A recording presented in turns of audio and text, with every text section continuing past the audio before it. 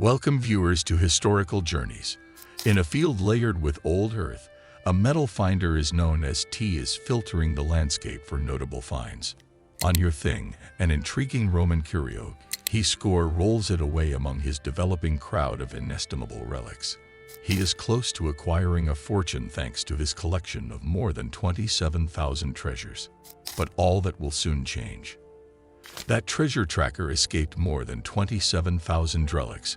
However, one lethal blunder cost him everything. But before we get started, don't forget to subscribe to our channel. It only takes a second, and you won't miss any of our future videos. Let's get started.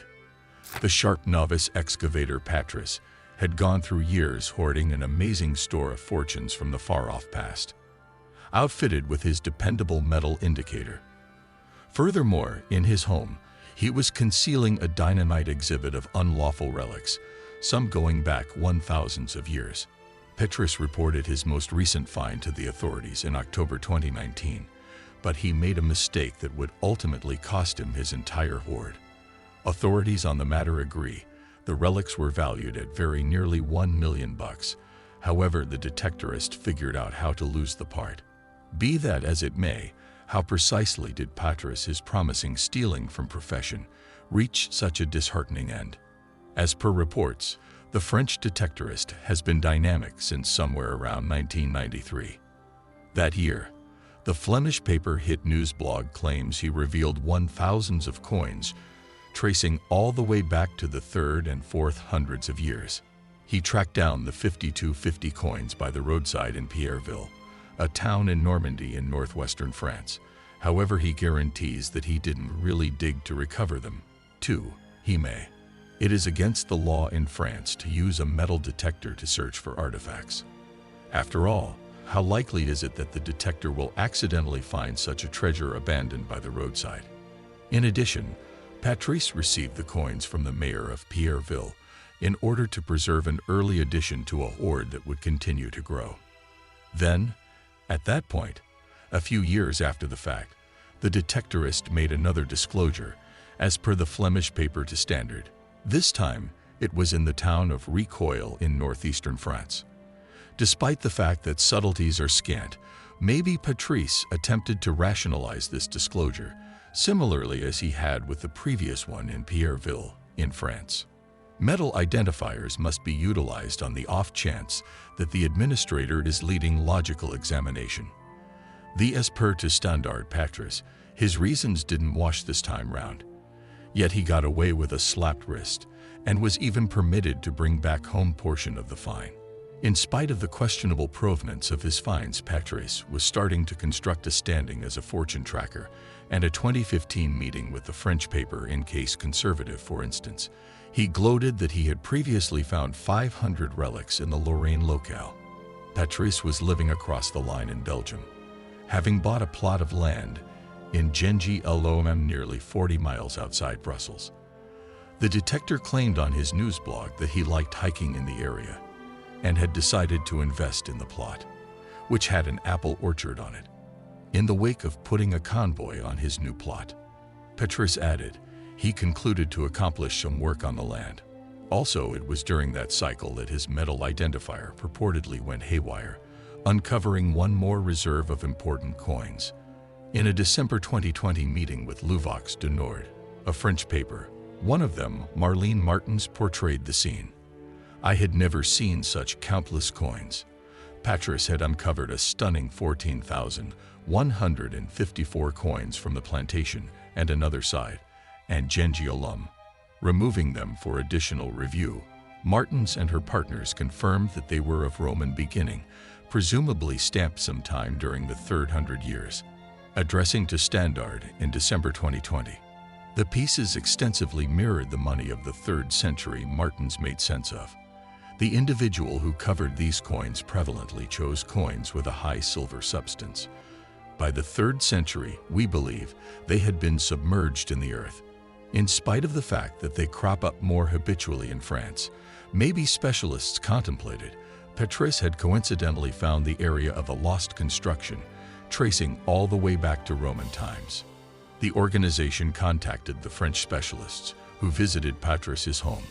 Furthermore, there they found that the mint pieces were simply aspect of an incredible assortment, spread between the detectorists' own property and one having a place with his mom were another 13,246 relics. Among this assortment were bits of adornments dating from the Bronze Age, as well as some Iron Age accessories and armbands, coins and statuette fragments from the Roman era, as well as a few buckles thought to be from the Merovingian era, were also found alongside them. However, the dodecahedron, a Roman artifact, was the most intriguing find. Only 100 of these enigmatic objects have ever been found, and their design may have been for some unidentified purpose, such as measuring or combat. What could be compared to nearly $1 million? The primary hint came even before the French specialists had found the full degree of Patris's crowd.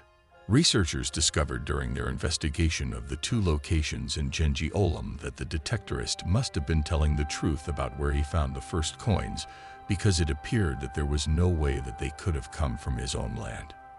During that site overview, we reasoned that it was beyond the realm of possibilities for the coins to have come from the site, Martens told to Stand Craftsmanship in December 2020. They were in an earth layer that was shaped after the medieval times. To put it another way, the dates were off by more than 1,000 years, but it's possible that some Roman coins got into soil that was older. In any case, as Martens brought up, it is very far-fetched for 14,000 of them to have showed up in such a manner. So on the off chance that Patris was lying about where he tracked down the antiquities, where had they really come from? The answer for the puzzle specialists except lies in the contrast among French and Belgian guidelines, encompassing the act of metal recognizing in Patris's country. There is worried that beginner paleohistory can really block the course of verifiable revelation, and that by upsetting the dirt earth movers can accidentally annihilate and significant data for good. Metal detecting is therefore against the law in France unless it is done for scientific research. Up until 2016, the nation worked a strategy in accordance with its southern neighbor, prohibiting the utilization of metal locators. However, after strain from devotees and archaeologists, the public authority chose to evaluate an alternate methodology. Presently, beginner unearthings are permitted given they meet specific circumstances. As per the standard, metal locators can dive in the upper layer of earth and where the dirt has proactively been upset.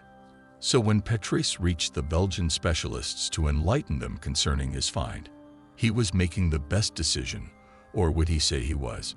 It just so happens there is one more distinction between the Belgian and French regulations in spots.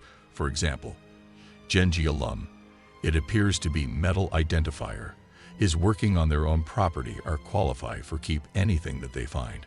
So Patris remained to make a fortune from the curios he professed to have uncovered on his territory. However, as the specialists explored the fine papyrus, his story started to unwind. First came the disclosure that the curios were excessively old to have been found in a dirt layer dating from after the medieval times. Then, at that point, the degree of the detectorists' assortment was uncovered flung across two homes in France. On December 16, 2020, the French specialists put out an announcement framing their doubts.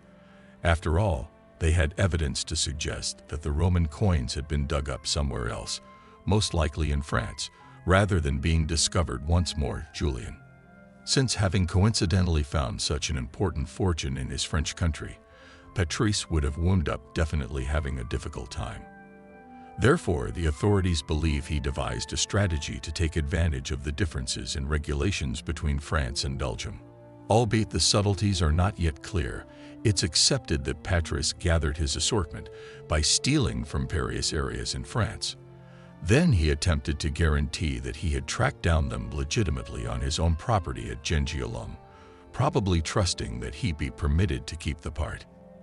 In any case, sadly for him, the specialists got on, and Patris is presently checking out at something beyond a slapped wrist for his supposed violations. In the articulation as deciphered by the Watchman in December 2020, the French Economy Serve Bruno Le City chairman lauded the examination. He said it empowered the capture of a significant archaeological fortune. However, Albeit the specialists were not satisfied with Patrick's illegal movement, some analysts have hesitantly recognized his ability. For instance, Patrice is referred to as one of Europe's greatest archaeological looters in The Guardian. Furthermore, it's not whenever that a detectorist first has endeavored to twist the guidelines with regards to pronouncing verifiable finds. In June 2015, for instance, two beginner treasure trackers unearthed a reserve of curios in a field in Herefordshire, Britain. According to reports, coins from the Anglo-Saxon era, as well as jewelry made of gold, silver, and crystal were found. Like in Belgium, the law expresses that any disclosures should be accounted for to the specialists. Then, at that point, a financial officer valuation board concludes how any benefits ought to be conveyed between the landowner and the locator. However, for this situation, identifier as George Powell chose to keep his mouth shut. However, Powell and his companions attempted to sell the artifacts on the black market instead of declaring their discovery, and they then paid the landowner just 3 meager coins.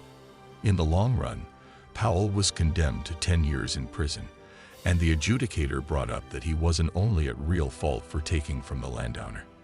He likewise endeavored to swindle the general population, reserved their privilege to see the ancient rarities in plain view. Because of detectorists working external the law, we might in all likelihood won't ever be aware. Thanks for watching. If you want to stay updated with our latest videos, subscribing is the way to go. Just click that red button below and become a part of our channel family.